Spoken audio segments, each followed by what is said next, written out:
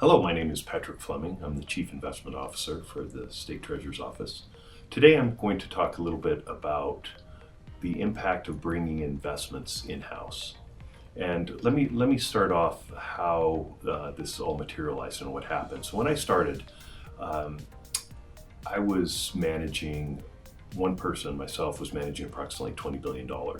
And when you compare that to other sovereign wealth funds, they average slightly over 20 individuals. So one of the first things that I focused on is we need to get more internal investments to be able to, investment professionals to be able to manage this size of the money. And so what we did is we worked with the legislature and put together a structure to where we could reduce the management fees that we pay out to external managers. And with that fee savings, for every dollar that we saved in fees, we could use 50 cents on that dollar up to $3 million to build out an investment staff. So to be able to cut the management fees, we had to manage that money internally. That's where we would get the fee savings.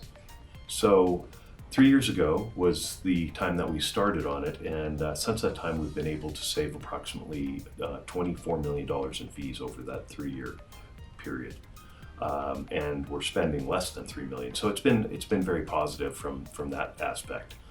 It's fine to say, oh, you're cutting fees if the actual fee savings is not a detriment to your total return. So that's the other part that you have to focus on. Anyone can cut fees. If your returns go down, then that's a bad decision. And so what we do is we focus on trying to increase a return above a stated index, and that is called alpha.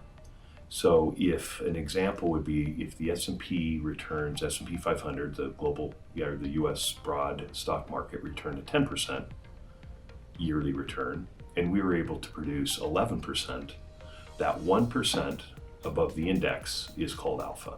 And that's also termed as 100 basis points. So there's 100 basis points in 1%. So what we've been able to do is reduce the total amount of fees that we pay to managers to 24 basis points over the total cost of the fund. That is very low. The State Loan Investment Board asked us to do a comparison versus other funds in the region, and I think Colorado Para was the next closest at about 35. And the reason they were able to be so low is that they manage about 60% of their assets in-house.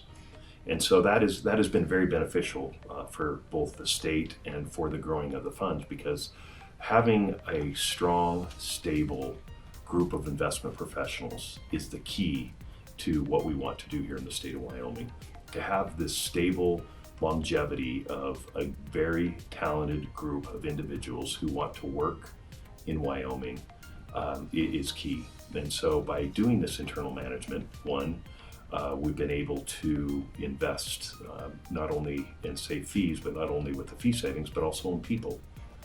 We're able to build our investment staff up and have a group of individuals that are highly talented, people who want to work and live in Wyoming.